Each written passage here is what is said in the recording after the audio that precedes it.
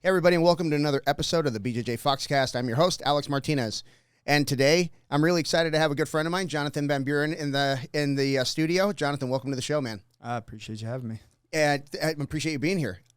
Jonathan is I believe you are you two-stripe black belt? Yeah, second degree black belt under Gustavo Dantas, right? Correct. And Jonathan was my instructor for about 4 years over at Ares Arizona Brazilian Jiu Jitsu. So I'm super excited to introduce you to the 12 people that listen to the show, and just get your story, your background story. So where are you from originally? I was born in California, but when I was about 3 years old, we moved out to Phoenix. Okay. So basically Phoenix. Okay. Yeah. That's cool. So, growing up in Phoenix, were you in athletics, or what did you grow up doing? Early on in life, not really. Okay. Like I was actually one of the more not athletic kids growing Okay. up. And that's fine. Yeah, that's cool. But that all changed when I started wrestling. I did like a summer camp wrestling, probably like when I was going into 7th grade. Okay. And from then on, it was like, that was it. That was what I was going to do with my life. I'm pretty sure I even told my parents, like, yeah, no, that's what I'm doing. Yeah. So that kind of sold me. And then from there, just kind of progressed. High school, super active, like every season doing something, track, cross country, tried football, and wrestling all 4 years. Yeah, we're actually talking about that today. We have a wrestling class at 8 a.m. on Saturdays. And some guys, you know as well as I do, one of the hardest things about owning a Brazilian jiu-jitsu studio is getting people out of there. Yeah. Right? Like, guys, leave. I got to clean. But we were talking about this afterwards. We were just saying that, I've never met a wrestler that wasn't active year-round just to make sure they were ready for wrestling, right? So you got to stay athletic. You got to stay active. You got to stay in shape, period. Oh, yeah. I mean, can you imagine showing up for day one out of shape? It would be brutal. And there's something to wrestling where, like, once you experience that highest level of competition, like, I want to just say wrestling is one of the highest level of competition, like the people in there, everything. But once you experience that, there's like this standard that you have to hold. Yeah. Like, okay, I'm not going to show up and just, wing it. No, you got to kind of be a little bit ready, or you're going to get punched in the face pretty hard with conditioning and just the level of intensity itself. Yeah, and there's going to be a freshman or a sophomore waiting to take your spot if you're a senior and you slack off. So you definitely want to maintain that high level, like you said, of athleticism and just work ethic. Right, you got to keep that up.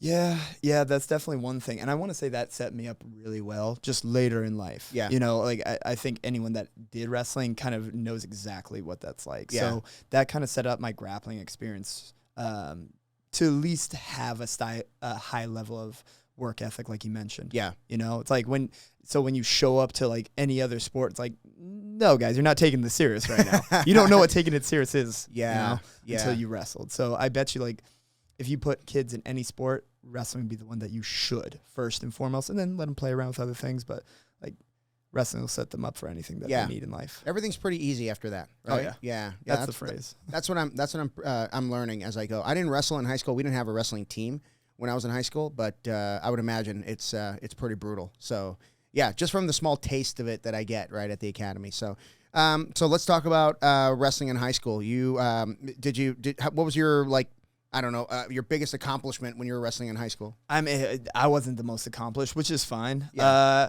I did, like, I pinned somebody really quick and got on, like, a wall with that. Like, I pinned somebody in 13 seconds. And then I got, like, a number of takedowns that I got onto, like, the record wall. Like, that was cool for a while. Like, I had the most takedowns for a while, and that was really cool.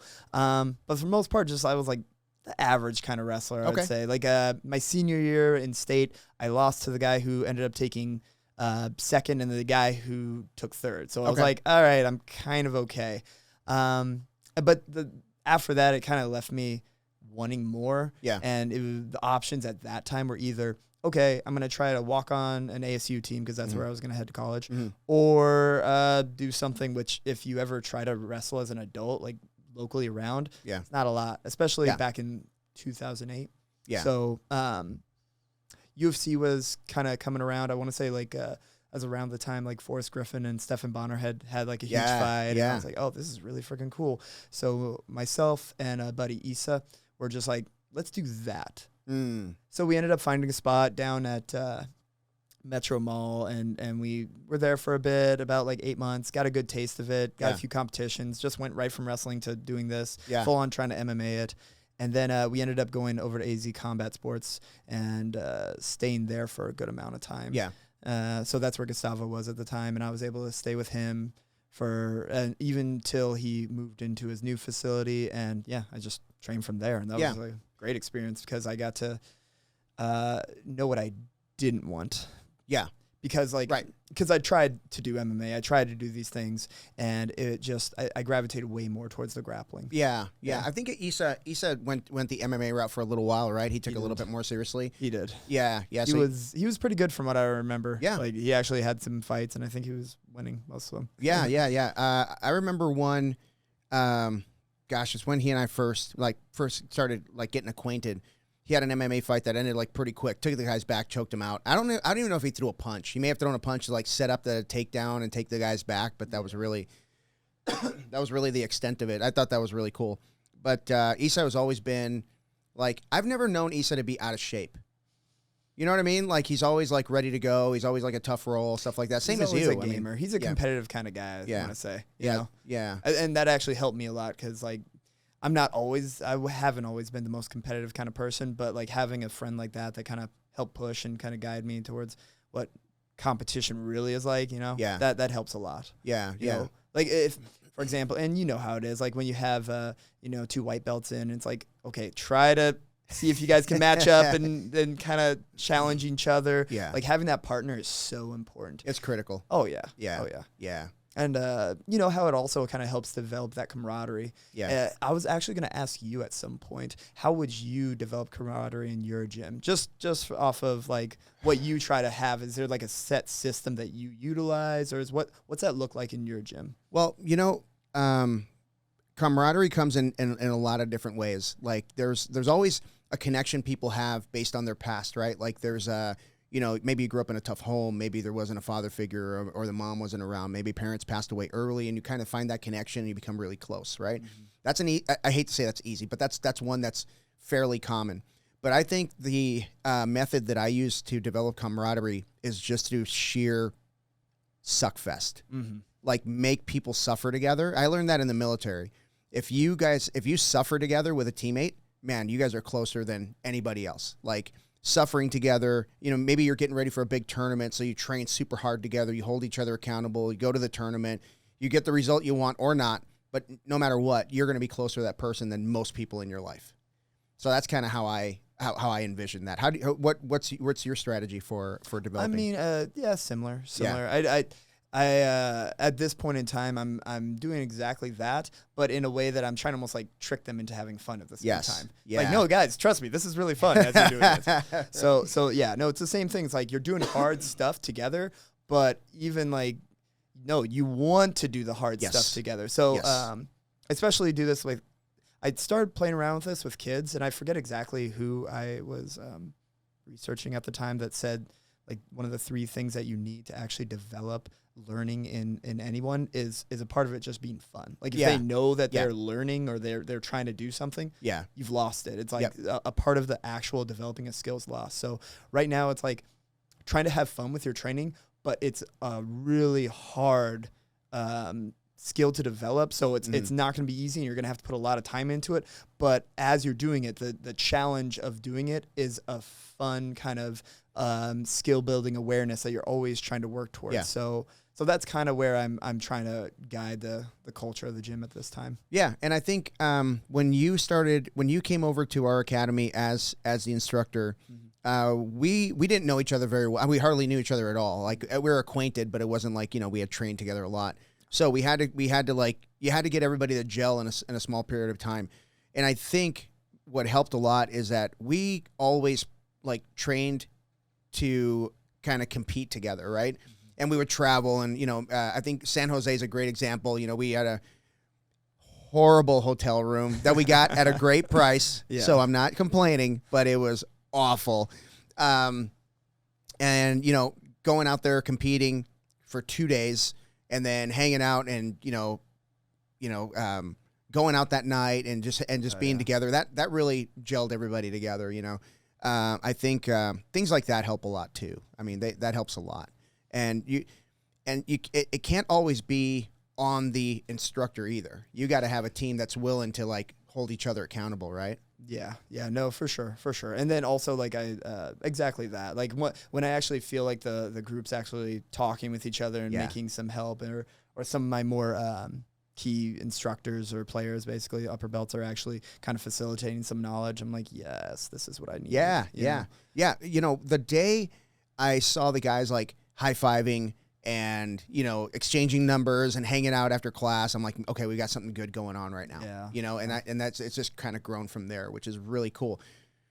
The downside to that is a year from now, you're going to get a new batch, and you need those guys that have been around to not click, right? And invite those other people in and, you know, nurture that relationship and become a bigger group instead of just like their little pocket versus the new guy's a little pocket, which can happen. Oh yeah, for sure. Yeah. And that's one thing I think I try to not discourage, but everything goes from like, you know, the leader down. Yeah. So for sure. I do try, like, I don't ever try to make sure that the new guy's the priority, but I make sure that everyone knows this is who we're taking care of. Yeah. This is who we're guiding. Yeah. It's bringing people up to the standard. Yeah. And that goes back to like wrestling. It's like, no, we don't drop our standards for anybody. Right. We bring them up to where we are. Yep. It's like, if you want to be, you know, good, or especially if you actually want to be excellent, dude, you got to make sure to hold everyone accountable. Yep. And that's one of those things. It's like, it's a hard balance as a business owner to be like, okay, you're either rising or you're probably going to be out. Yeah. You know? Yeah. So there's a hard balance. It's like, no, you don't want to, you know, rough people up too much and get them out or anything like that. But you know, Yeah. or dude, are you going to be with us? Yeah. Okay, cool. You're good. Yeah. You know? Yeah. And the way I kind of separate that, it's kind of like, you know, I don't encourage, of course I encourage people to compete if they want to, but I don't push people to compete. I mean, when you and I were coming up, it was like, there was no like, hey, you want to? It's like, hey, did you sign up yet? Right? So it's very different. And now, you know, I'm more like, hey, you know, this is your home. This is where we train. I want you to get better every day. And if you choose to compete, we have an hour and a half on Sunday where we just kill each other. It just completely sucks. And that's kind of where the competition teamish, you know, comes into play. And some people can't make it. It's not a big deal if they do or not. But I want to see, it's not on the schedule. I was about to say, you have that every Sunday? No, well, we off and on. So Okay, when there's tournaments coming up, we turn it on. When not, I don't want guys to get burned out and feel like they have to show up, you know, just for comp training. Yeah. But comp training is supposed to suck. And at first I was doing it like, you know, doing a ton of cardio and then a ton of this, ton of that. And, you know, I decided like, if you really want to be a competitor, I expect you to have your cardio down before you show up. Right? And then we can talk about, you know, technical and tactical after that. I mean, I shouldn't have to get you into shape. Yeah, that should be on you. I mean, do you agree with that, or is that something? Yeah, 100%. Yeah.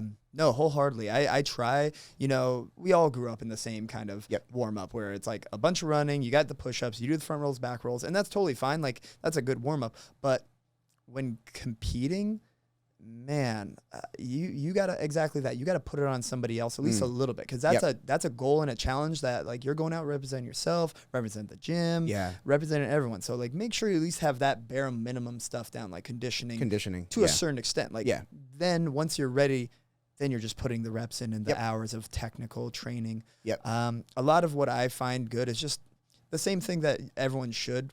In my view, it's like a lot of very specific training. Where it's like, hey, you're starting like in a position where you feel like you're going to get to all the time, and now you're needing to get to where you want to be next. Like, you're in a knee shield or whatever, like you're in almost like a halfway position where it's like, I kind of got him where I want, but now get to the next step, settle, okay, against some resistance. And I'll even taper it, you know, hey, let's go 70%, 50%, something like that, you know, things like that. Because I find that to be the most beneficial. You know, just putting a lot of reps into those positions, and even further than that, like putting it on them. Like, I'll give feedback to people as a coach all the time, right? But you know me, I can give a lot of feedback. Yeah. I remember we were at a tournament. I can't remember which tournament it was, but you're coaching me, and like, you're seeing things like 3 steps ahead that I'm not seeing. So you're throwing that all out there. And at the end of the match, I came up to you. I was like, hey, brother, sentences, not paragraphs. I can't process that much information. So so I totally you could definitely have a lot of knowledge in that head. And that's good. And a lot of instructors I feel do really well exactly that, like trying to give them as much as they can, and that's great.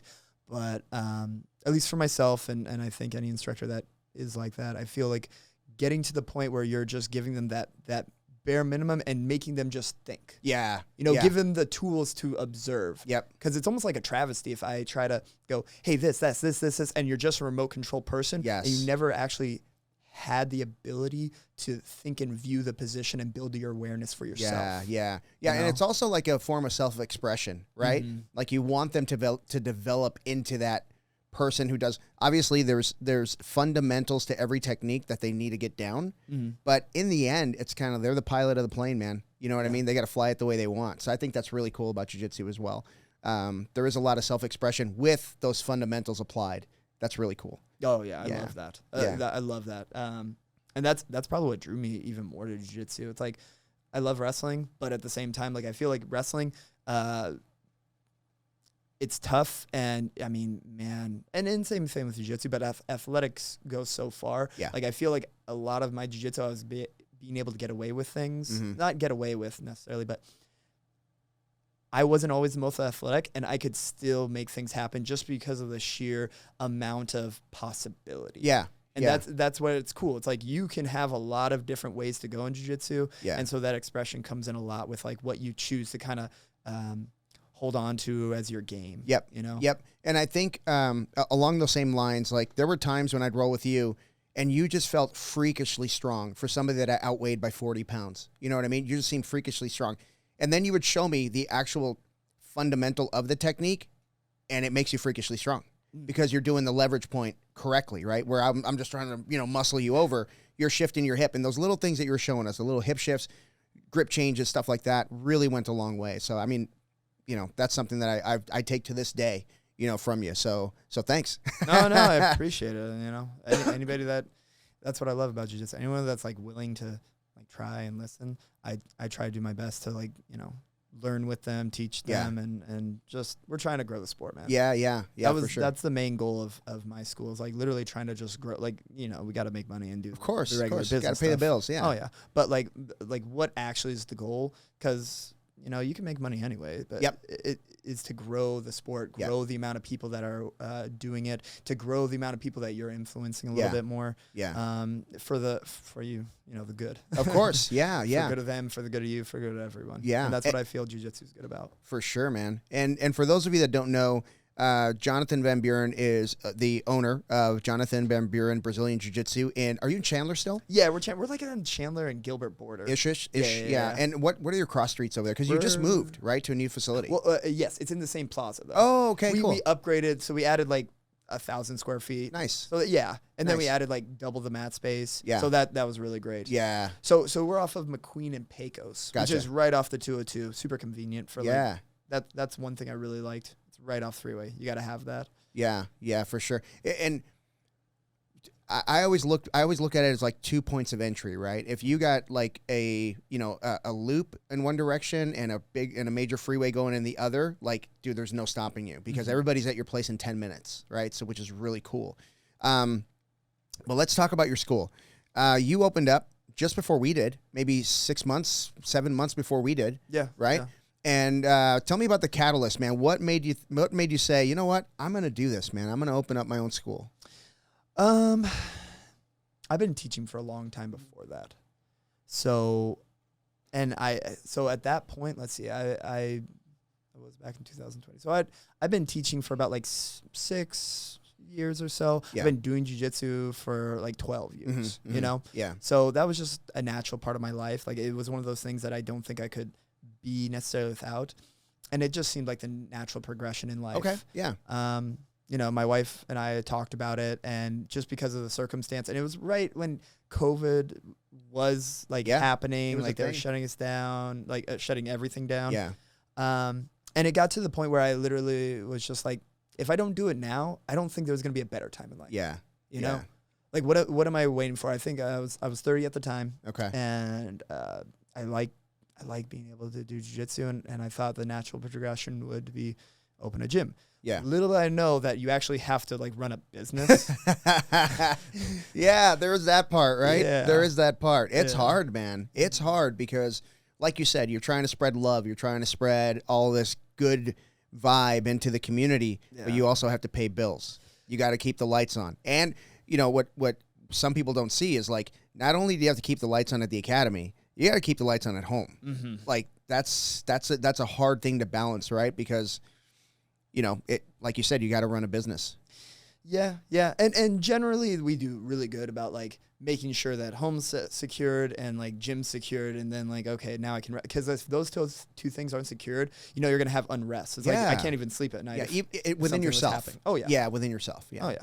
Like so making sure those things are secured was going to be important. But that first year, I want to say that was a little tough at first, just because of like the learning curve of business. Yeah. You know, it's actually really important. And I just know who I am as a person. Mm-hmm. I'm not always, God help me, the smartest. No, listen, when it comes to running a business from scratch, like, we're entrepreneurs, right? But we're also like, I like to think of us like artists, right? Hey, this painting looks awesome. Maybe I'll sell it. How much you want for it? I don't know, man. $10? You know what I mean? Like, you're just trying to spread that love. So sorry, I didn't mean to interrupt you, but you were saying running the business. Yeah, no, and no, I exactly know what you mean, because that's almost it. Like, I would give this away if I could. Right. Yeah. And so like that's and I never really sold before either. So that was another thing. Like, looking back now, because we're two years in. Yep. Looking back now, it's like, I'm much better off. Could I get a lot better? Of course I could. Yeah, but of now course. I'm at a very competent level compared to what I just started. Yeah. And then also, like, going back, it's like I'm the kind of person that needs to learn through trial and error a lot. Like, I need to actually take some losses. Take some lumps. Yeah. I'd need that. Yeah. And I know that. It's like, if you're going to be stupid, you got to be tough. Like, Yeah. for sure. I am. Right. And that's a great thing. Yeah. I wish I was a little bit more of that person that learned from other people's mistakes or other people a little bit more, which I can a lot.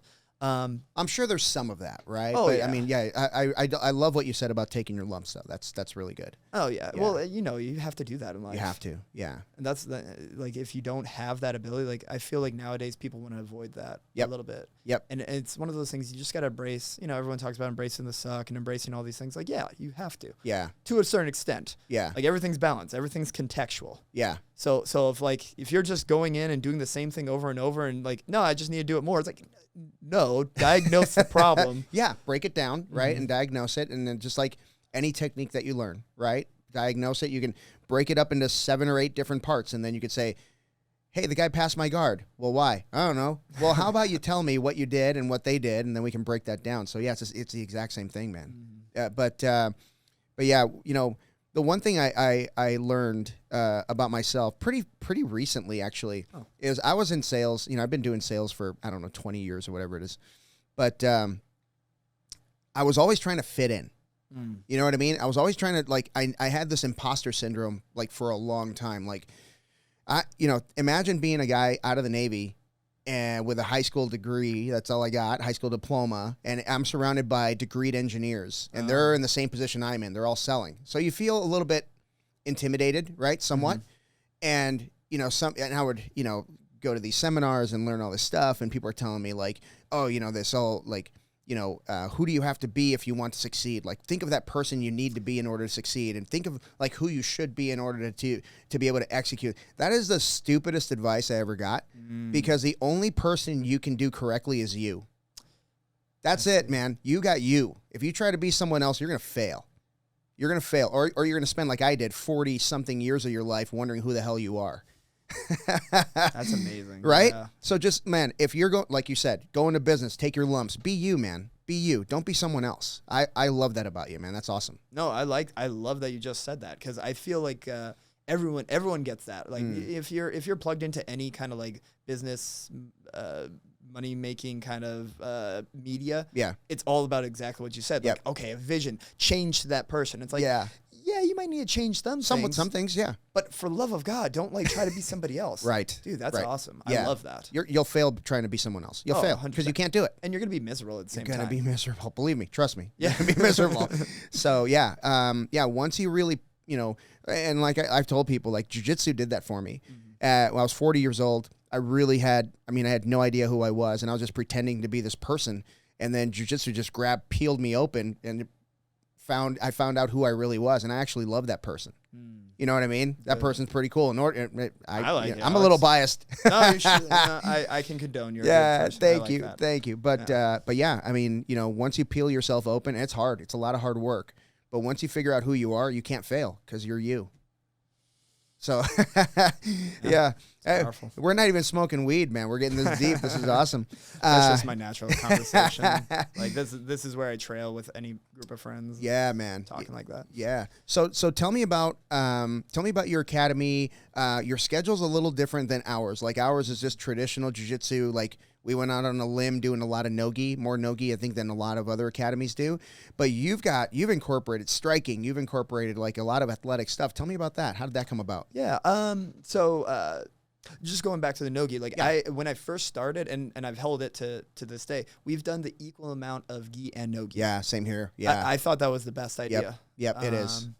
And mostly because I think not just like the trend of like the amount of people that are coming in are now more geared toward Nogi, but in general, I feel like Nogi is one of those things that truly helps you to like see the essence of your jiu-jitsu. Yeah. Like if it's working completely and utterly. Yes. You know, like I always think that the gi is a learning tool for like gripping, placing, moving someone. And I love the gi. I've trained it for years. But if you don't like kind of rip that baby off and try Nogi at least somewhat, I feel like you're not truly seeing where your jiu-jitsu lies. You're limiting yourself. Yeah. Yeah. And I'm guilty of that a little bit. I'm kind of like, because I put it in my head that the only tournament that I care about is Masters Worlds. Excuse me. And everything I do is training for Masters World. But I do need to incorporate some Nogi. But funny story.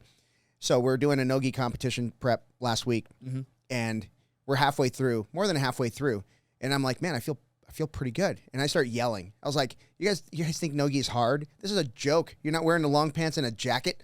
Like this is easy. So I'm doing it for myself, right? Because everybody talks about Nogi being so much harder, so much faster, and it can be faster and harder, but you're not wearing long pants and a jacket. Like I'm just saying. There is an advantage to that, right? So that could be good. You're not washing a big gi, and you're not wearing that stupid thing for an hour and a half trying to get a training session in. So no, and agreed. And don't get me wrong, I resonate with that because it's like, dude, without that thing on, you can be a little freer. Yeah. But like I've done so much gi. It's like one of those things. Like if I'm going against a big athletic guy and he does not know how to do the gi, it's like, okay, yeah, let's put that thing on. Let me slow you down. Let me slow you down. Yeah. So that's a nice thing. But I find that like it just kind of with Nogi, you have a lot of things that you need to work on. You know, that's it.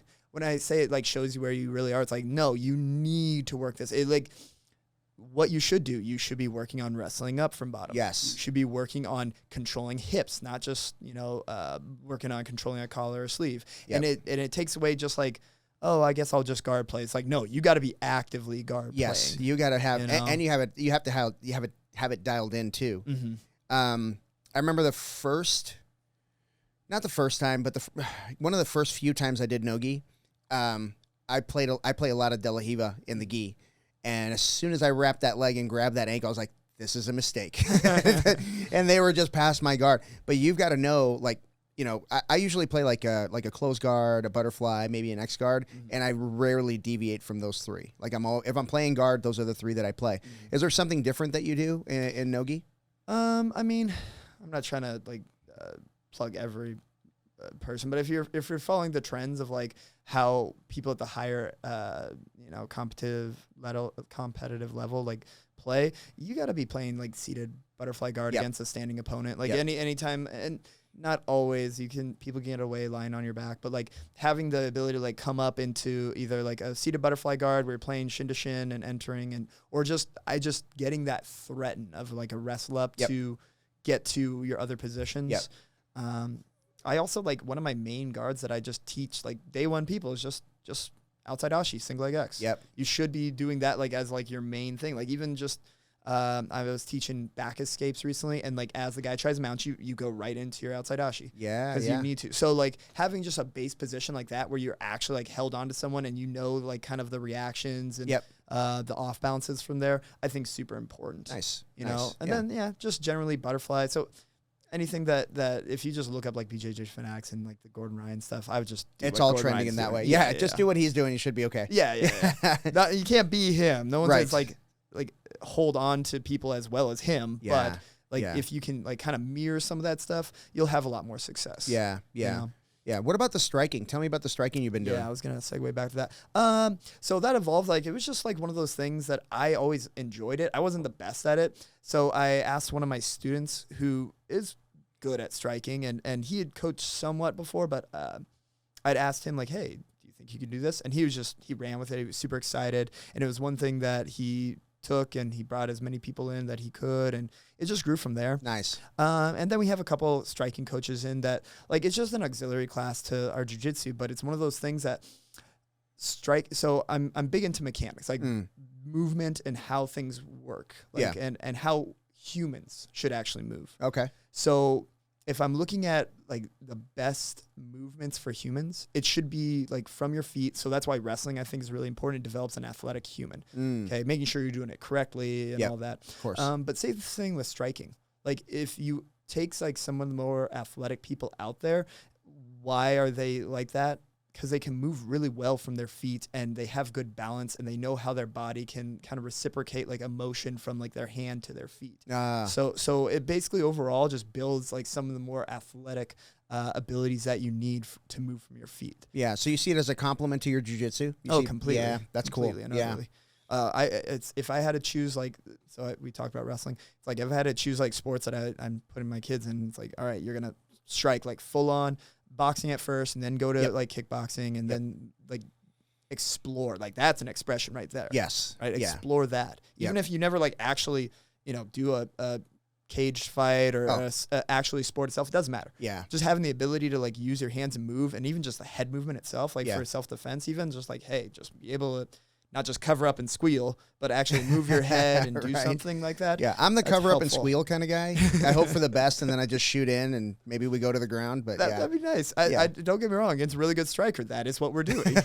We'll be like diving on legs and hopefully not getting kicked. Yeah. But and then wrestling, like you got to be able to get out of bad positions and like stand up and get it or wrestle someone to the ground. Like that's one of the most underutilized skills as far as like in jiu-jitsu. What is trending now is like being able to put someone down that doesn't want to go down. Yeah, you're not going to get very far in a Nogi, especially Nogi jiu-jitsu match if you don't have some wrestling. Oh yeah, you're going to get worked. Oh yeah. I mean, there's some guys that can pull and be dangerous when there's ankle locks, but once those fail, if you don't wrestle up, that's the end of your match. That's the you're gonna lose. Oh, you can't force anything either. And I'm not trying to like comment on like the ADCC and like what happened, but you saw like some people, like as soon as like some points were scored, they just looked at the guy like, I can't force anything against this guy. Yeah. And they just gave up. There's like the match is done. That was crazy, You right? know? Yeah. Yeah. It's like, it was almost like checkmate at that time. Oh, yeah. And the clock's still running. I mean, but yeah, there are some people who just, like you said, refuse to wrestle up.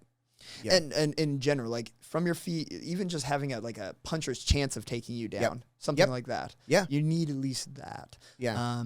And some of the, and you know this, some of the worst people to like roll against are the scrappiest, give nothing wrestlers that are just like, nah, you're not moving me. I'm always in good position. I'm always going to like refuse whatever your off balance is. Yeah. So having that ability and then, actually jujitsuing it is like the best. Yeah. Absolutely.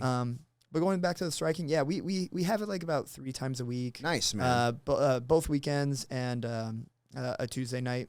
And we have some demand, but we might add another one. It's one of those things like I still have to be there, so like being there late and then having to come in the next day, it's like you got to be careful with your energy and your time in a 100%. Lot of ways. Yeah. So it's one of those things that it's developing, and I just want to make sure I keep it at the right pace. Yeah, and I had a podcast with one of the guys from Academy Kings, the guy that Lance at episode 13, and we were thank you. Yeah, so we were talking about like when do you start a new class, right?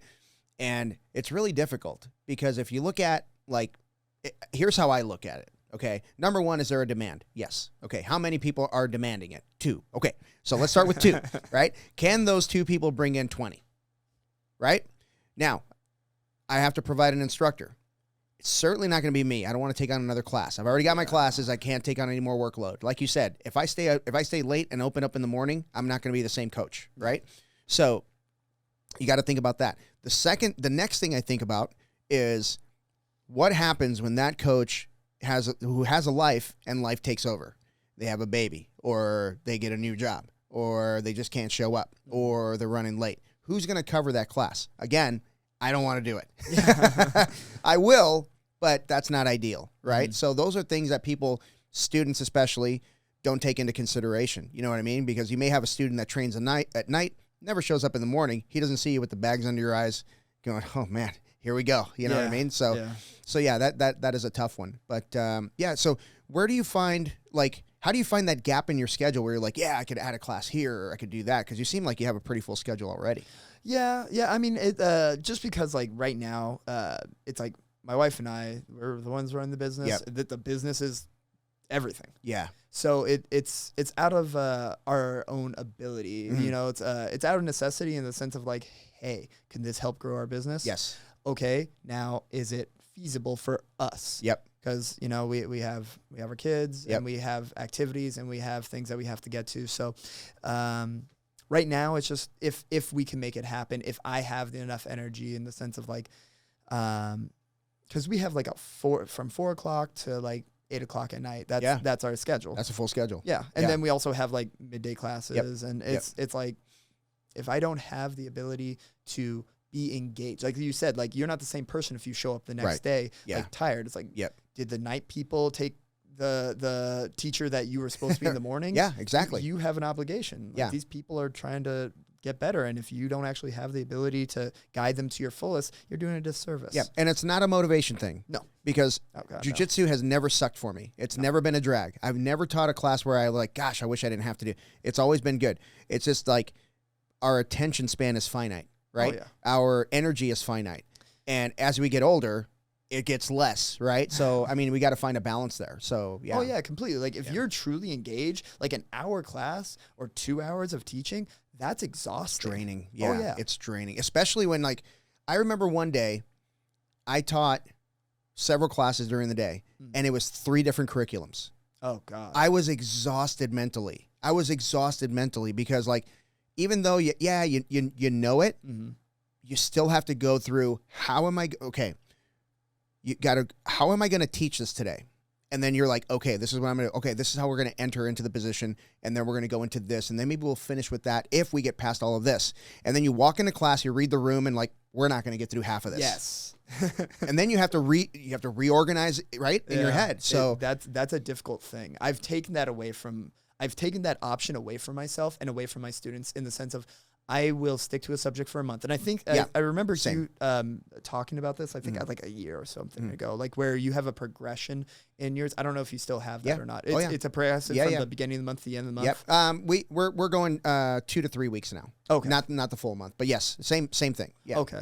Well, so I have 2 people that help coach and super solid guys, like these guys a lot, and they're good at jiu-jitsu. So that helps. But they're also good at teaching and engaging with people, which is kind of really important. That is a skill that is way overlooked. Yes.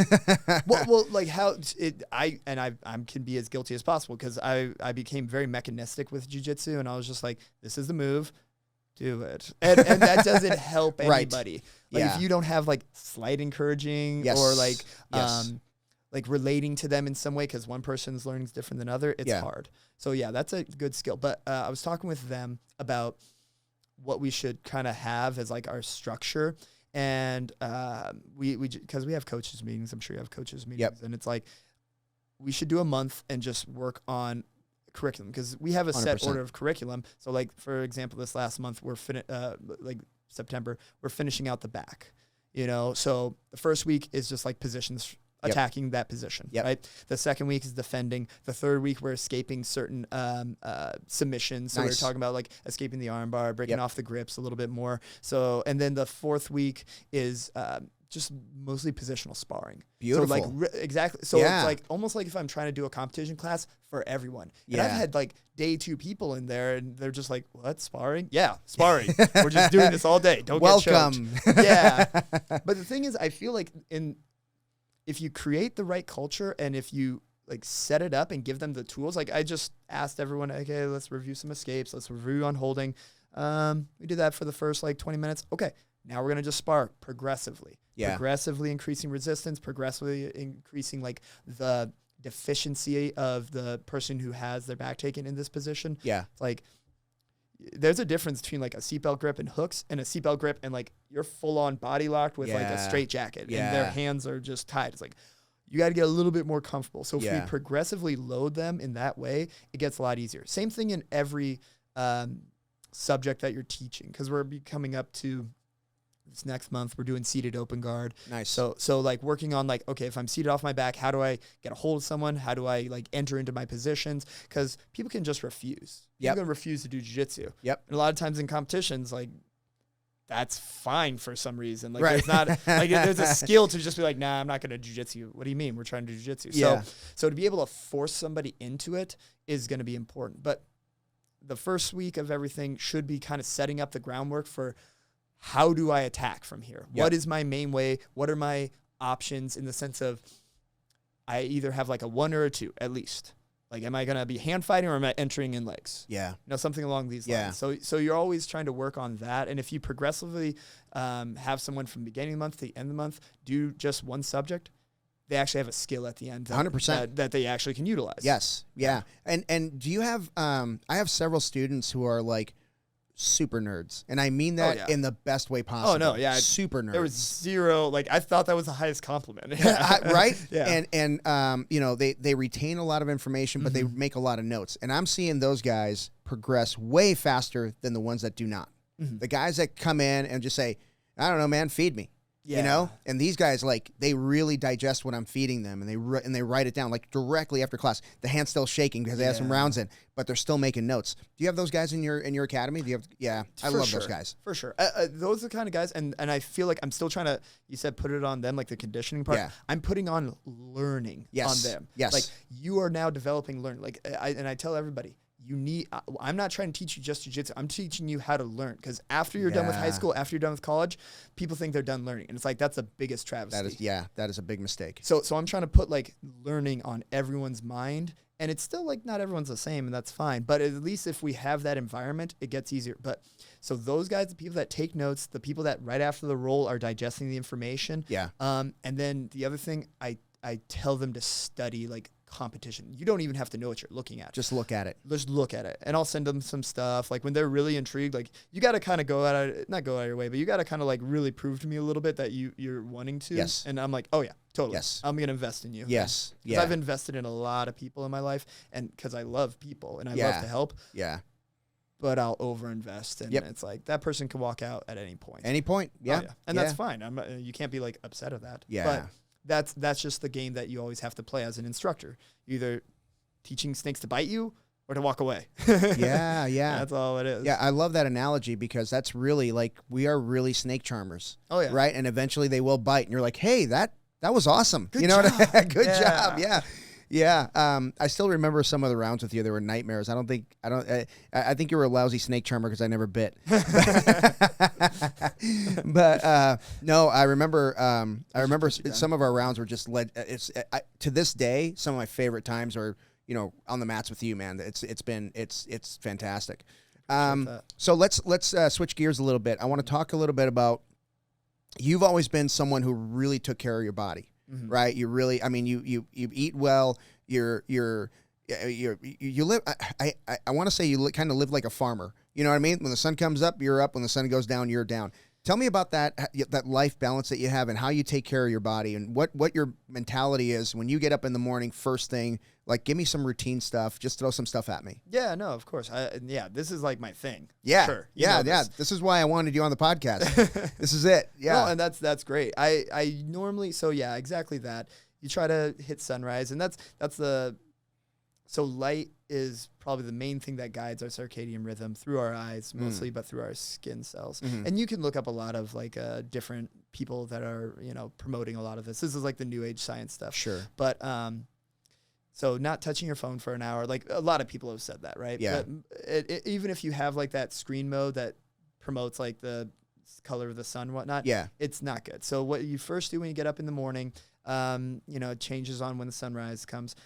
You get outside, you try to get as much of like the sun on your skin and just relaxing outside as you can. If you got like a comfortable spot outside, somewhere like, near grass and, somewhere a little bit more naturey, that'd be great. Putting your bare feet on the earth. And it's like, I don't know exactly if I don't believe 100% in the science of earthing. I'm just saying like, you should do that because it feels good. Yeah. There's like microbes and that should be absorbed from the dirt. Get your hands in the dirt. Like, I'm gardening a lot more. So like getting my hands in the dirt every morning, I'm watering plants. Yeah. And then the other thing that you want to try to work towards besides like looking towards where the sun is rising, and I'm not suggesting looking at the sun, guys. Right. But if you look towards that direction in the sky for about 5-10 minutes, that'll set your circadian rhythm and at least help get your body ready to produce more energy. So, and then just being outside for the first hour of the day would be really cool. Drink the water. You're talking like sunrise. First hour of the sunrise. Yeah. First hour, because there's a lot of red light that comes here. So the sun goes through a spectrum of light where it's like I think it's like 60% or something along those lines in the beginning of the day, and then it like trickles down where the red's not as prominent. Then midday there's more blue during solar noon. I have a great app that kind of like tracks how much vitamin D you can get, D-Minder. So if you ever D-Minder, gotcha. It's a good one.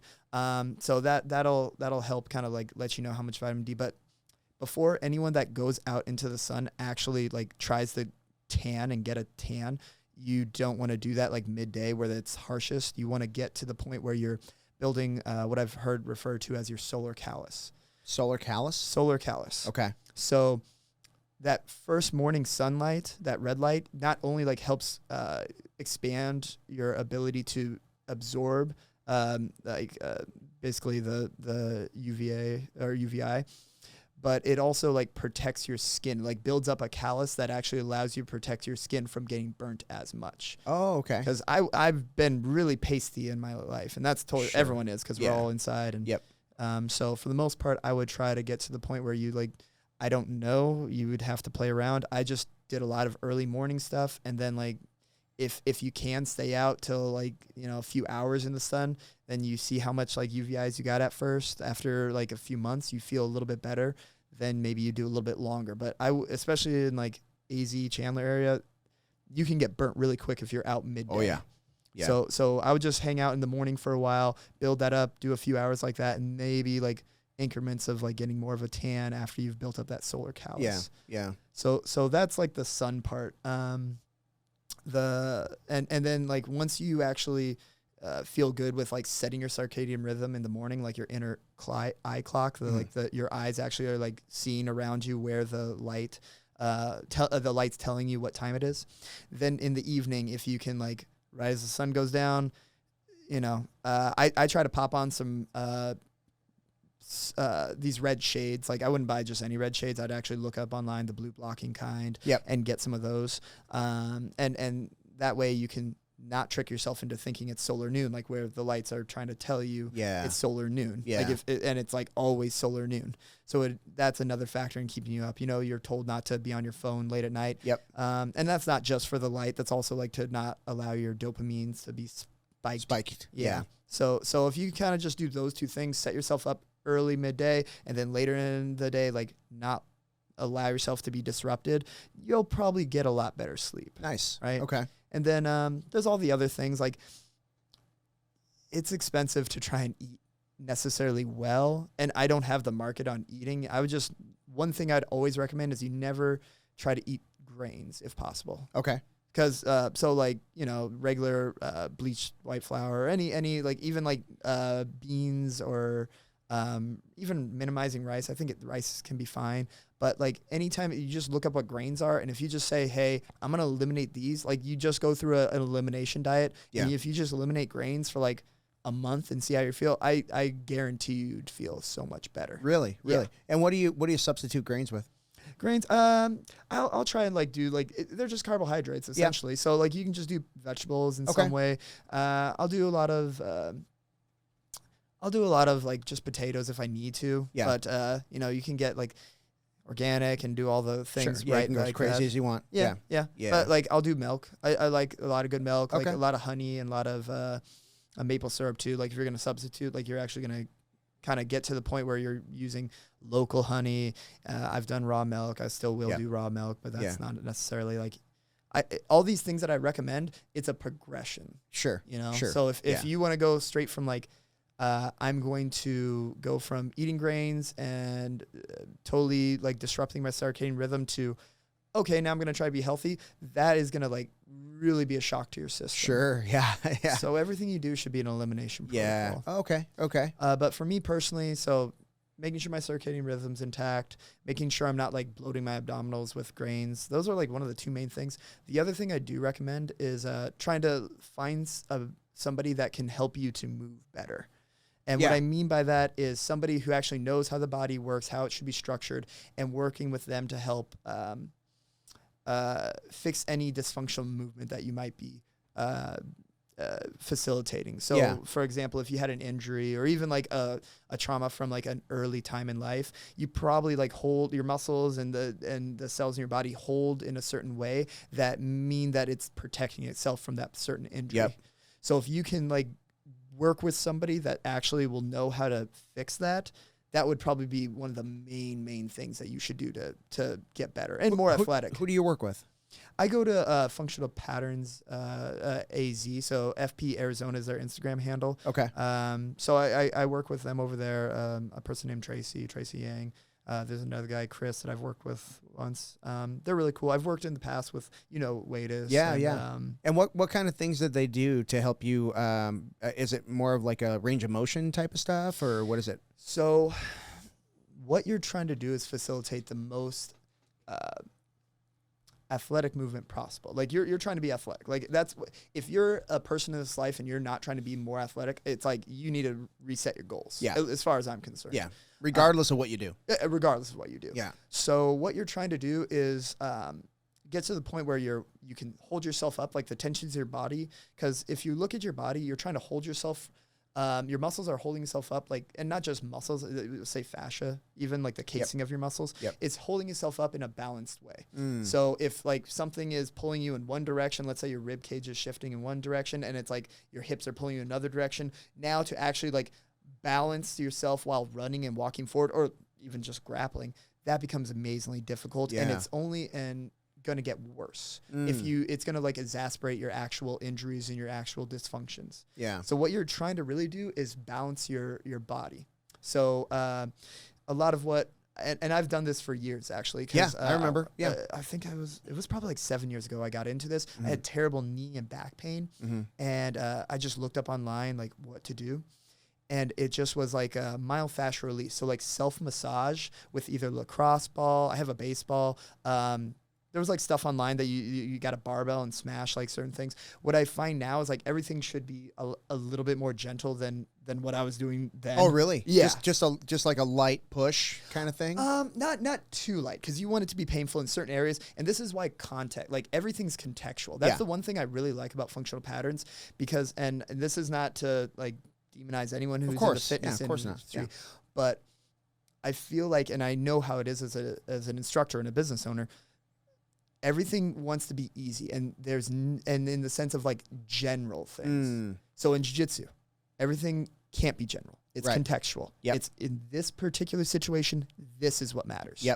Okay, so same thing with your body. Everyone's body is going to be slightly different in some way. So that's why someone pays somebody for expertise. Like why I go to them is because they can literally look at what I'm doing, how I'm moving, and like, you need to adjust slightly. And it's like crazy how the micro adjustments will make your body align in certain ways. Like you have the fascia from like your neck all the way down to your toes is like the front line of your body. And then so that's pulling you one way. The fascia from like the back of your head down behind you all the way down to like your heels is pulling you another way. Wow. Right? So if that's just one like example, like front and back. Gotcha. If that's not like aligned properly, like let's say like I'm kind of tilting more forward, like my spine's shifted in a certain way that I can bend my mid back, at least for me particularly, more than like my upper back, it means I'm not going to engage my core as best I can. And just when you make little micro adjustments working with someone that has expertise, you can actually activate the muscles properly. Wow. So I know I'm off on a tangent, but no, this is great. This is great. Yeah. This is the stuff that if I could recommend anyone to do anything, do this. invest in your body, invest in something that's going to be beneficial for you, and work with someone with expertise. Why did someone come and pay you to do jiu-jitsu? Yeah, because of what I've got up here. Exactly. Yeah. And the years of training, the years of teaching you have. You can look at what they're doing, dissect that. Why is that private so important? Because it's individualized attention to fix whatever particular problems. Yep. So I love that. I personally would just try to get to the point where you can work with someone that teaches you how to move properly. And the first thing I would do, even if you're not like working with someone in particular, do the things I recommend, fix your circadian rhythm, start working on getting a little bit more sun in the proper ways. Like don't go get sunburnt and tell me that I'm an idiot. Like, no, dude, like do it the proper fashion, like build up your solar callus, make sure you're drinking the right kind of water. Like, what's the right kind of water? I mean, I don't know 100%, like this is all things, but what I feel best with, if you can do like some spring water, if you can do like some minerals in your water, like the regular kind of like electrolyte stuff, and make sure it's not like, tap water, that would be ideal. Okay. And then like eliminating grains and just seeing what works for you. Cause like some people will not drink milk. I love to drink milk. Yeah. So just making sure you're doing those things and then working with someone that's going to fix whatever dysfunctions you have, at least make you more aware. Yeah. Cause when it comes down to it, each individual person is the only one that can fix their own problems. Yeah, you're an individual. Oh yeah, you're an individual. Like we talked about earlier, you got to do you. Oh yeah, 100%. Yeah. So like you can't just like that guy that might show up to class and just be like, all right, fix me. Like if I show up to this session, I only do that for like an hour, maybe every week or something like that. And then the rest of the week, I don't think about that stuff. Right. It will not get better. Right. And this stuff takes time. Yeah. So just investing into your own health and being aware of that first. And then getting into that myofascial release I mentioned should be like the first thing. So it's relatively affordable. If you have a jiu-jitsu membership, you should buy the 10-week online course that Functional Patterns provides. Okay. And that like it'll make sure that you go through all 10 weeks properly. Like you actually have to wait a week after you unlock one thing to get to the next thing. Oh, but nice. They have a lot of like myofascial releases and like that's like one of the things that will help prep your body to be able to make changes. That makes perfect sense. Yeah. So, and how did you find them? Like about 7 years ago, I just looked up YouTube online, and that the main guy, Nogi Aguilar, was the guy that like I basically was like, oh yeah, he showed me things, and that I worked on like releasing my hip flexors. I worked on releasing my hamstrings, and my knee pain dissipated, my lower back pain dissipated. Because at that point in life, I probably was not going to be doing jiu-jitsu in the long run. Wow. And to this day, that's scary. Oh yeah. Yeah. I was because you were so young. Yeah. You're so young. Yeah. I'd been doing jiu-jitsu for about 7 years. And for those of you that don't know, Jonathan was a super, super active competitor. I mean, it still is. But at that time, you were super active. I mean, it was like, tournament after tournament. Because I think we went to Vegas one year. I mean, you were a brown belt. I think I was a white belt or something like that. But I mean, you were super competitive. And it was always like, when you're that competitive, there's always something broken. Mm-hmm. And if you don't address it, like you said, by things that take time, you're not going to be doing this very long. Oh, no. Yeah. And it's not even like the consequence of just jiu-jitsu itself. Like doing jiu-jitsu, you're going to get broken. Like, dude, you're going to get armbarred and maybe it gets tweaked a little bit hard or something like that. Like you're fighting off a submission and it tenses up your body in a certain way. So if you don't do the right work to release that, it might just be tough. But jiu-jitsu itself, done right, is one of the best activities you should be doing with your body. Yes. Like in the sense of like, so I already listed, it's like striking, wrestling, and jiu-jitsu. Like that's how you become a complete, like, just athletic person. Yeah. In my view, it's one of those things you should be doing more. Yeah. And they all complement each other. So it's just like, it just makes sense. Yeah. Oh, yeah. But anything you do, I mean, you could like step off the sidewalk wrong and like kind of twist your ankle slightly. And if you don't address like your body's way of holding itself to protect yourself, you're eventually going to get hurt even worse. Yeah. So at that time, I was not doing anything for my body. Like I think I went through the traditional things of like yoga and I was doing CrossFit for years. Yeah. And it was just things that it did not fix. You were still tearing the body down. It was tearing it down. Yeah. So this kind of stuff helps promote, it's not even just healing. It's like eliminating the things that you don't need to do. Yeah. I feel like that's how life almost is. Mm-hmm. Is the older you get, the more you like eliminate things you don't have to do. Yeah. Yep. And that's how jiu-jitsu is. Like, at first you do all these big motions and this movement that you don't need to do.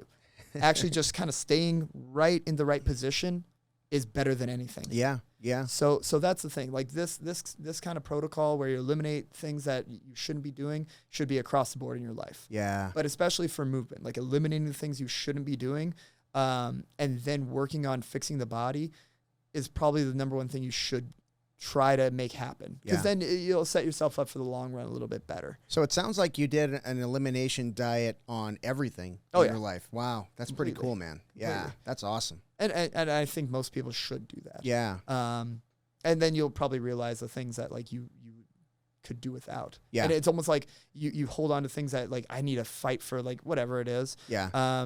Like I have a routine of going to Starbucks every morning instead of like, making coffee at home or whatever. Yeah. Whatever your thing is. It's like, I just saved myself some money. I didn't need to do that, but that's my routine. Yeah. It's just an example. But Yeah, I think they said the average person that goes to Starbucks will spend $6,000 to $8,000 a year on Starbucks. that's ridiculous. Can you imagine? I can do a lot of stupid shit with $8,000. Oh my God. Yes. So eliminating things and then realizing what's important afterwards is going to be like one of the best things you can do. Yeah. And then, So, but just going back, when I was 25, I was not working on my body. Once I started doing just the basic myofascial releases, not even like what's correcting it, like corrective exercises. Yeah. I was able to do jiu-jitsu again. Like it Nice. was actually like, there was like a month or two where I was like, I was just teaching. Yeah. I couldn't even train. Wow. And I love training. Wow. Yeah. To this day, I still love training. Yeah. But it's one of those things that like, at that time, I was questioning whether I was going to continue this in the long run. That's scary. So young. Oh, yeah. Wow. And like there's even like 25 is nothing, man. There's people at like age 13, like, my shoulder came out. Yep. I think I'm not going to be doing this anymore. Yeah. Like their knees cap, like or something came undone. Like something, I had a student who like at early age, he was wanting to be playing basketball. He was going through a growth spurt, but something happened with his knees where like, I want to say like something terrible. And he's like, yep, not playing basketball anymore. Wow. So like people get eliminated from athletic activities way too early. Yeah. And I want to speak to like you said something, I live like a farmer. That's actually the ideal in life. Like I would actually want to be. I meant that as a compliment, so I'm glad you took it as such. Yeah, of course. Yeah. Like, trust me, I take these the way I think I should. I hear you. We went to a camping trip recently. I know I'm all over the place with this. That's okay. But being out in wild and not even the wild, just like being out like disengaged. In nature. Yeah. That's where you're supposed to be. Yeah. Like everything that you take in from your environment, influences you in so many ways. Yeah. So being out like in a more natural habitat where we evolved to come from that, and at least doing that a few times, I would say a month would be amazing. Yeah. I reference back to my buddy Issa. I'm pretty sure he goes out and camps and I'm sure. not camps. Oh, but he does. But like it goes out in nature as much as he can. And it's like, I always was going, that's probably a good idea. Yeah. And I was reading about, just ions in the air, and there were it was talking about like when you go up to, I don't know, for us it would be like Flagstaff, right? You go up to Flagstaff and you're in the mountains and you're in the woods and there's pine trees everywhere and the wind's blowing and you see elk and you see all this stuff and you think, man, the air out here is just different. Oh yeah, it is. So when you look at ions, if you're in, say, I don't know, you're standing out on the tarmac of the Phoenix Airport. Yeah. There might be 4 ions in the air. Okay. When you're in the mountains, I'm exaggerating, but when you're in the mountains in Flagstaff, there's millions of them, and it cleans the air. It literally cleans the air because it's blowing. It's blowing through streams and it's blowing through trees and it's creating all this. So much filtration system. Yes. And there's less pollution. Yeah. And you need that in your life. Even in the wilderness in Arizona where it's just like nothing but rocks and brush, you still get way more ions there than you would in the city. Oh, like in here, we have to produce them. We have to produce them artificially in order to get them, right? You're not going to get them in your house. But like you said, you walk out, you walk on the grass, you're standing in the trees, right? You got that wind blowing. That's creating these ions that are going in your system. That's why the wind feels different when you're out, like, by a waterfall. Your body, you just feel like so at ease, and it's just like you're taking this on because the air is different. Yes. Yeah. Yes, at ease. That's interesting, by the way. I didn't know about the ions. Yeah. That makes sense though. I just know that like I feel like everyone in this life is fighting to relax. Yeah. Isn't that crazy? Yeah. Yeah. No, it is. And I want to say that like you have to really get to the point where you know how to do it. And it's not like you can't just tell yourself to relax. Right. You literally have to put yourself in that environment. So when you're not on the phone, when you're not in the city, because it's just there's so many things that are working against you to like fight for your attention and your own ability to kind of like disengage. When you're out in the middle of nature and just around like a group of people you could trust, and especially like if you're on your own property out in the middle of nature and like you're self-sustaining, that's probably at the point where you could be your healthiest. Yeah, by far. Yeah, that's going to be your healthiest self. Yeah. And when we went up and we were by a lake, and I jumped in because I love to be in the lake, and it was cold at first, but it's like that's really nice. Like the ability to like relax after that. Like I don't take naps midday. Like after that, like dude, I just conked out for a while. Yeah. And just that was probably the most relaxing experience I've had in like months. Wow. You know? Yeah. Because that's how I relax. Everyone relaxes differently in some ways. Yep. They say. But that was last weekend. So after coming back from that, like I almost carry this feeling with me. Wow. Of like at ease. Yeah. And I almost can see where, you know, not stress levels, but my own ability to like regulate and become have homeostasis gets dysregulated. Yep. So we're always fighting for homeostasis to try and like get ourselves to recover at best we can. Yeah. You know, if you've never one thing that they recommend, the functional patterns group that I follow, is to read a book or probably just listen, be easier, to the book Why Zebras Don't Get Ulcers by Robert.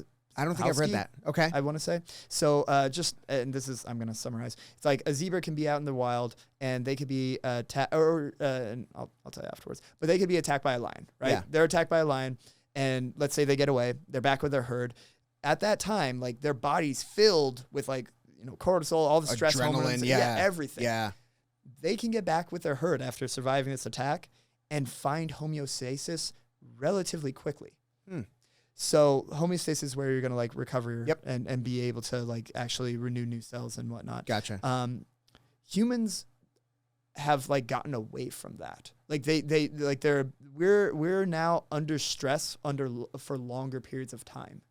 So being able to understand like how to find homeostasis is probably going to be your number one key to longevity. Because like we can buy food, like we're not fighting the same battles we were 100 years ago. Right. Yeah. So we can find food, we can find water pretty easily. Right. It's like if you live near a city, you're going to be fine. So what are we actually fighting to stay healthy for is, or not what we're fighting to stay healthy for, but like, how do we stay healthy and have cognitive function to a good degree later in life?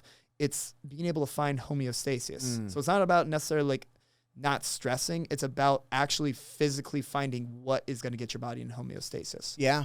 Yeah. That's a tough one. But I love what you said that what did you say? We're fighting to relax. Is that that's how you said it? Yeah. And you know, that sounds good though. That sounds awesome. I think that was awesome. I think I screwed it up, but it was really good when you said it.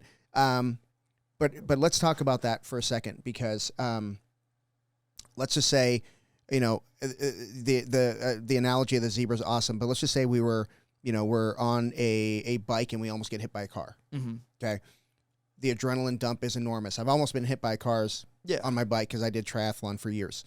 So not only do we live it in that moment, but we can't wait to tell somebody about what happened to us on that bike ride, right? Immediately, and we relive it. So then that adrenaline and all that shit is flowing through your body again. And then you can't wait to say it again. And then you can't wait to repeat the story to the same person you told last week because you can't remember that you told them, and you're reliving that crap. Is that something that, I mean, as humans, that's kind of, I think it has a lot to do with like our social media life. We can't wait to tell somebody and then say it again and again and again and again. And I think we relive that moment, and we can't get ourselves back to homeostasis because we keep reliving, unlike the zebra who's like, whew, that was close. How you boys doing? And you just move on with your life, right? I mean, just move on with your life. Yeah. You know, it was a close call. Cool. You got to let it go. Yeah. That's wild. I think that's a great thought. Like, I do believe. I'm guilty of that, by the way. It's just everyone is. Like, you can't help but be that. Yeah. Honestly. Yeah. Like, everyone is. Yeah. I mean, I don't even like being on my phone, and if I catch myself on Instagram, like, I'm gone for like a few minutes. Just be like, all right, let me check things. Like, that's another elimination protocol that I had to go through. Like, literally, like, nah, I'm not doing this. Like, I have my wife mostly do the social media stuff because she's, one, better at it, but two, it's like one of those things that if I can eliminate that from my plate, it frees up my mind for other things a lot more. You know? Yeah. So yeah, if you keep reliving the same thing, not only like physically through maybe the trauma, like if you actually almost got hit by the car, or if you got hit by the car and it's like your leg is now like tensed up in a certain way, but if you keep reliving it, like talking about it and feeling that feeling, it's not gonna leave you, and it's gonna just be where you're stuck in the past. Yeah. So like, I don't want to be like the dog that always just is in the now, because you want to like learn from, you know, the past and potentially like see into the future a little bit. But at the same time, like, that's one of the main things, man. Just move past it. Don't try to be that. Just be what you are right now, and try to like not worry if anyone knows. It's almost like if you were the most dangerous person in the room, let's just say like you're the killer in the room, that guy doesn't have to tell anyone. Right. That guy, everyone just either knows or they don't know. Yep. And I want to say, like, I didn't realize that there was one individual that I didn't realize was like probably one of the scariest people that I should have been afraid of while doing jiu-jitsu. Yeah. And if I, like, because he was just a beast of a person, like a SWAT team member, and really, really awesome guy. You know who I'm talking about. And it's the nicest guy. Yeah. And it's one of those things that, like, why would you ever talk about things that you don't have to, like, to be more than you are? Like, it's one of those things that you just said, like, just be you. Yeah. And it's not like you have to be happy with like just exactly who you are right then, but like who you are, and then just kind of taking that reality for it is, and then seeing what you want to do with it a little bit. Yeah. Excuse me. And part of that thing about being you is it allows you to have a vision for yourself. Like, we always want a realistic one. A realistic vision. Like, you know, people may, you know, again, people who don't know who they are and they're trying to fit in, they're just trying to be someone they're not. They're always looking at this vision of, you know, and you ask them, in 5 years, where do you want to be? I guarantee they're going to make something up so that it sounds like something you want to hear. Yeah. Right? Because they don't know who they are. Once you understand who you are, and you talk about a 5-year vision, you can easily come up with that vision because you know who you are right now. You know what you need to do to improve to be that person in 5 years, who, by the way, is exactly who you want to be, right? You're not trying to be someone you're not. I live by that, dude. I'm telling you, I just refuse to not be myself. And I don't care where the chips fall. They are going to fall somewhere, right? But the right people are going to stick around, and the wrong people are going to go away. And that's exactly what I want in my life. No, that's such a hard lesson, but it's like the lesson. It's the lesson, man. It's the lesson. Yeah. Yeah, no, I love that. It just took me forever to learn it. Yeah, I feel like I have to relearn that a lot too. Yeah. Like, it's almost like one of those lessons you have to like reiterate to yourself. You got to reiterate to the kids. You got to reiterate to the students, and you're telling yourself at the same time. Yeah. And it's not like you're preaching it. It's more like if something happened where you feel like someone has done you wrong, or if you feel like you might have not handled the situation great, it's like, that's just you. And then you move on. Yeah, you move on, and then you can improve off of that. Yeah. Like, hey, that was my bad. I'll do better. Yeah. You know, and that's a life lesson learned. No big deal. Yeah. So that's awesome, man.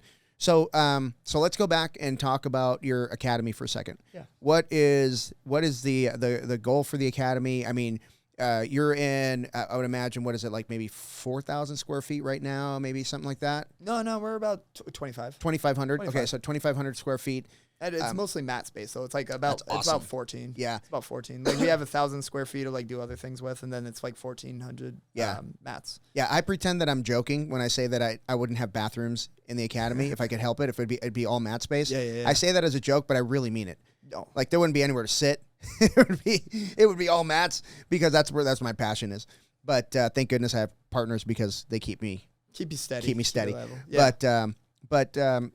So within those within that that mat space that you have, obviously you have room to grow, right? You have room to grow. Is it something? Do you want to have like a really competitive team? Do you want to have like a blend of competition and novice, or do you just is it about just spreading the love of jiu-jitsu? What is your vision for your school? Right now, I find that just working towards exactly the mix is going to be better. Yeah. Like I would love to have because I do have competitive people there. Yeah. That's what excites me too. It's like when I get to roll with like my more competitive guys. Like that's one of the things I need. And then I also have like I have a Friday night open mat that does get some good traction of people. Nice. And just friends that stop by, train. Yeah. It's like we could talk about jiu-jitsu and it's cool. So I do have that competitiveness that kind of satisfies my own goals, and then I have my own like competition goals that I'm looking for. But at the same time,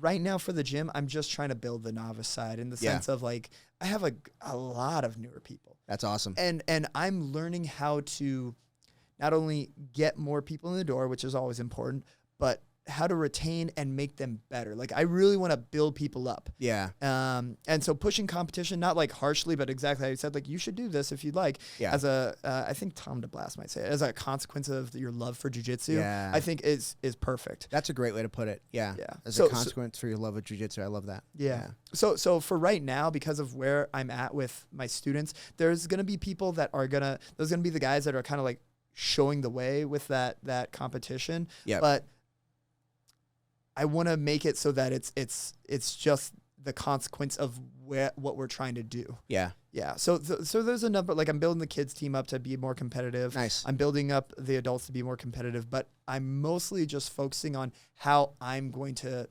transfer this information to them best way possible. Yeah. Like I'm setting up that system. Yeah.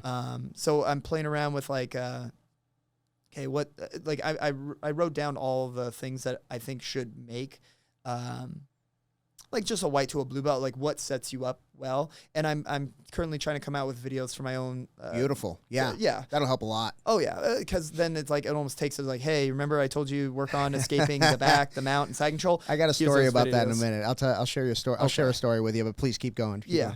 So right now we're just kind of building up the people that want to be, and then working on the retention of the people that want to get better. So I'd say it's like a mix of people right now. Yeah. That's awesome. Cause if you don't have like a goal, it's like, if you don't go out and test yourself, you'd never know where you are. Right. And I can't have that. Right. You know, but at the same time, it's like, that doesn't interest me.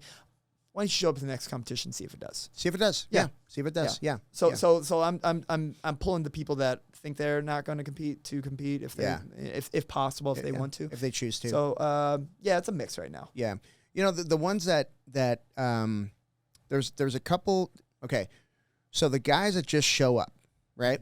And we have competition classes or competition. I call them competition prep because it's not technically on our schedule. Yeah. But we have competition prep, and I really don't advertise it much.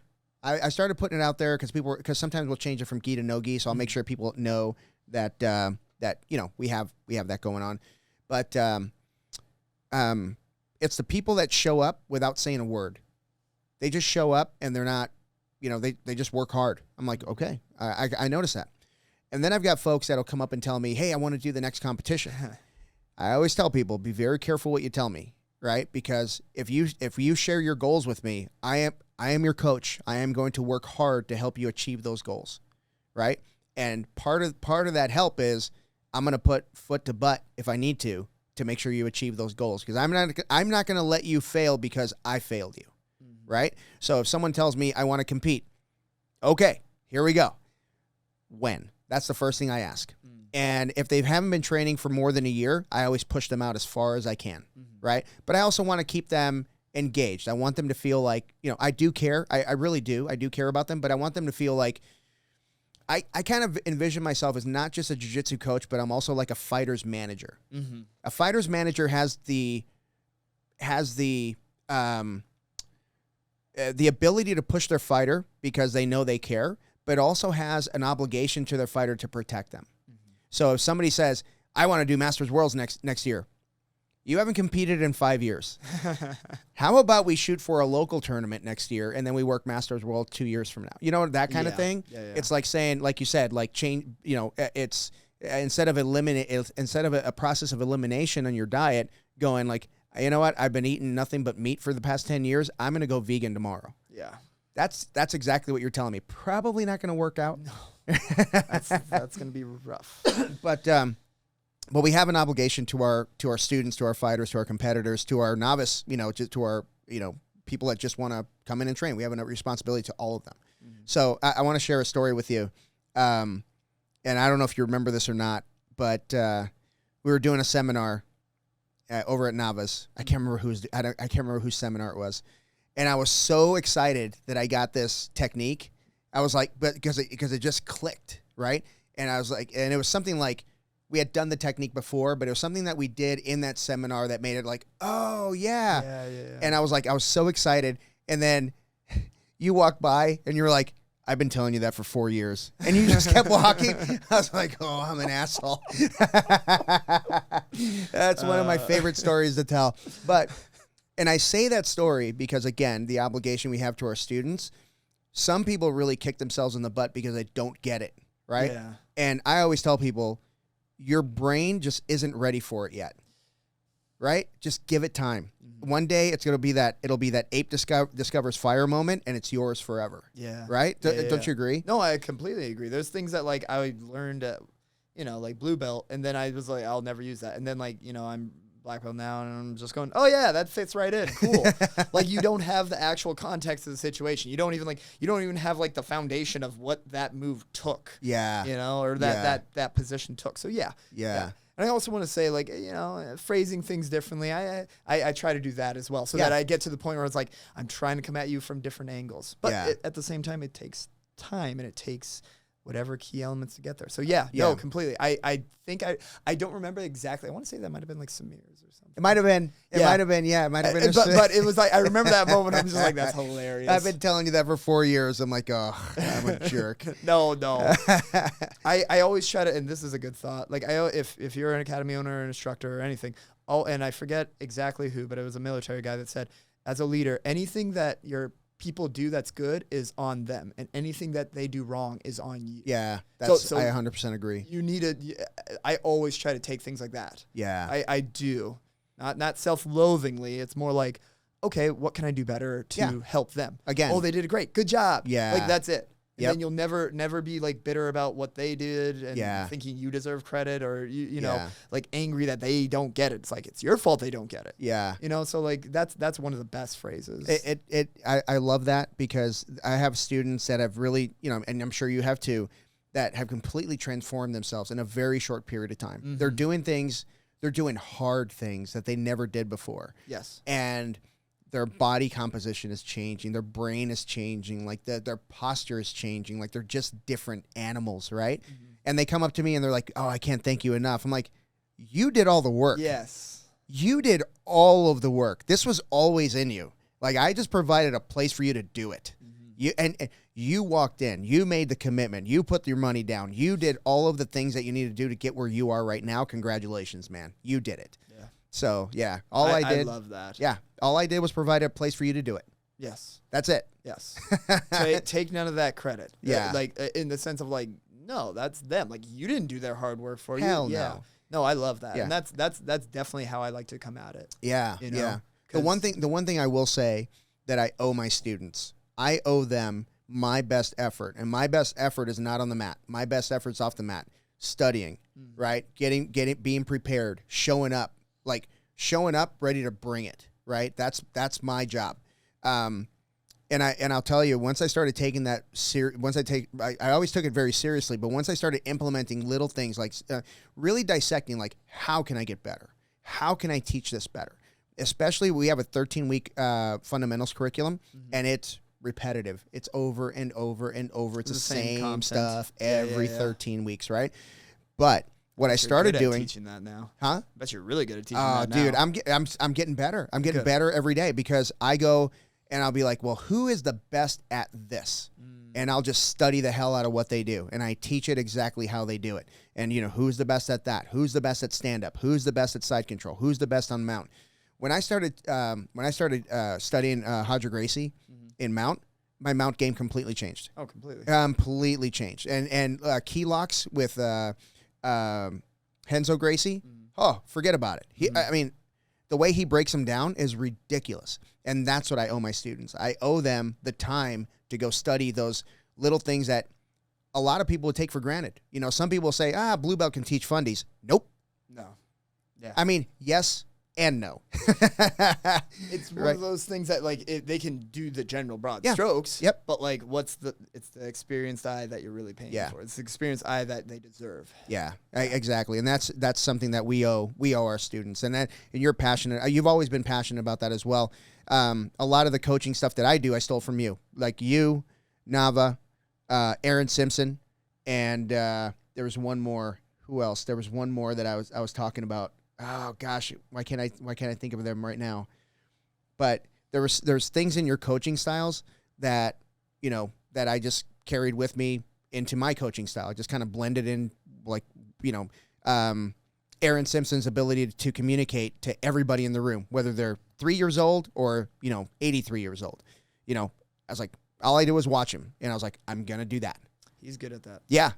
And Nava has an ability to really be like a hard-nosed coach, but still kind of caring. Yeah. He's like a dad. Yeah. And you don't want to let dad down. You know what I mean?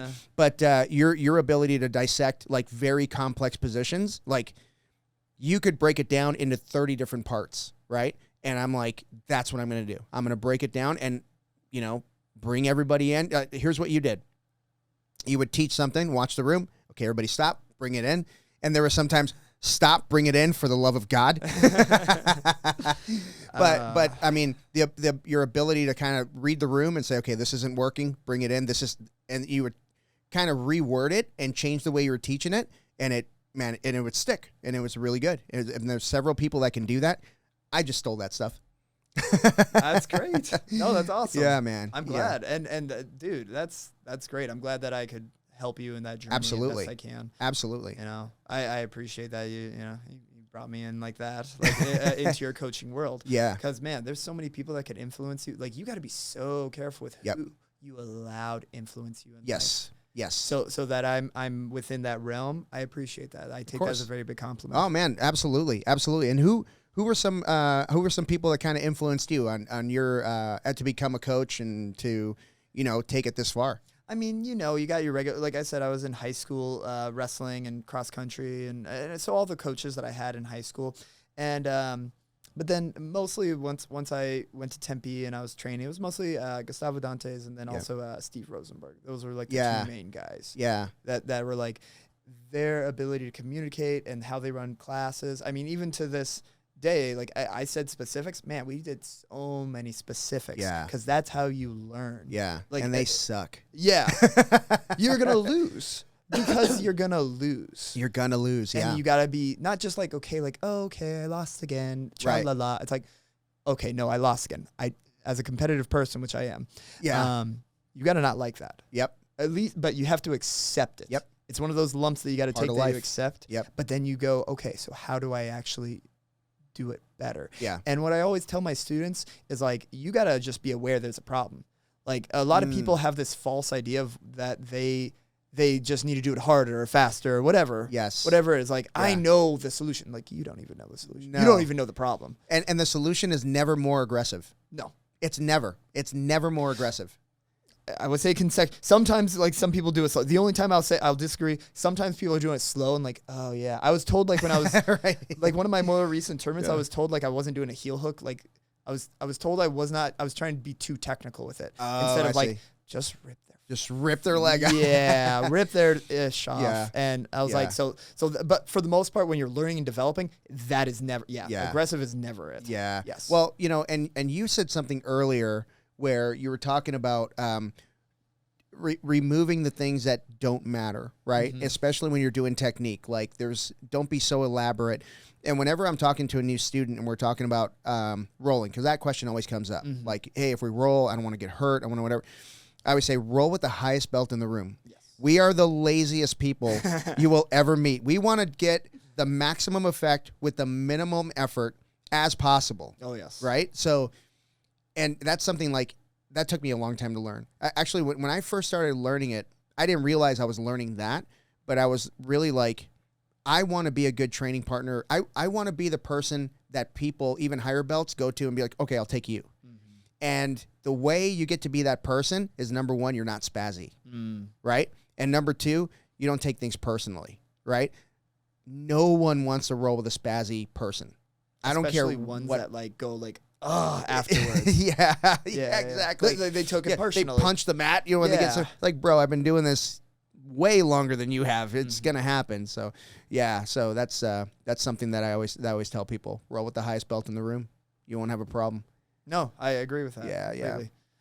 So I enjoy that. That's probably good advice. Oh, go ahead. Yeah. No, I was gonna say we've been going for more than an hour. Okay. Yeah, and I want to make sure that people know like how to get a hold of you. What's your you don't do the Instagram, but how can people find you? Van Buren Jiu-Jitsu on Instagram for sure. I mean, yeah, you Google Van Buren Jiu-Jitsu. It will be out in Chandler right off of the 202. We got phone number, email information out there. It's just Van Buren Jiu-Jitsu at Gmail. Like I'll take care of like the phone calls if you're emailing or Instagram or talking to my wife. But yeah, I would either go Van Buren Jiu-Jitsu at gmail.com or Van Buren Jiu-Jitsu on Instagram. And I'm pretty open to like people coming by training. There's no like this,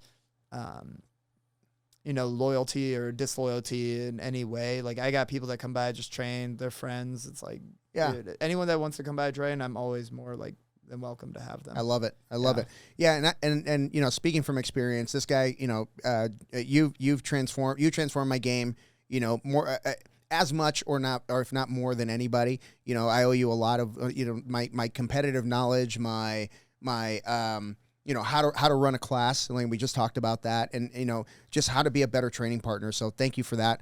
And guys, if you need some place to train, please hit him up. Van Buren Jiu-Jitsu in Chandler. But before you go, we do this with every new guest. Oh, cool. You have to go through a series of a lightning round of questions. Oh, cool. And there are no wrong answers, okay? So I'm answering these quickly then. Yes. As quickly as you can, all right? All right, here we go. Name a game show you think you can actually win. Price is Right. Nice. What's your favorite cheat meal? Oh, chocolate. What's the longest you've gone without brushing your teeth? 3 days. 3 days. That's pretty probably, average. Yeah. What's your go-to karaoke song? Oh, it's Bad Fish. Nice. By Sublime. Nice. For sure. What's a dumb song you secretly like? I'm bad about that one. Yeah. You can pass. I'd probably pass that one. Do you kill bugs or yell for help? I kill the bugs. All right. Do you sleep in or nap? Oh, if I can nap, but usually neither. Okay. Do you use a public restroom or hold it? Oh, a public restroom. Nice. I don't care. Would you rather go into the future or back in time? Back in time. Back in time. Yep. What's your favorite childhood TV show? We'll probably just do the general Dragon Ball Z and just be done with it. Dragon Ball Z. All right, guys. All right. So listen, if you guys got anything out of this podcast, if you liked it, if you hated it, please leave us a comment. Please like and subscribe. Look us up on Instagram at the BJJ Foxcast. And we also have a YouTube fan page. Jonathan, thanks so much for doing it, buddy. I appreciate it. Thanks man. Appreciate you.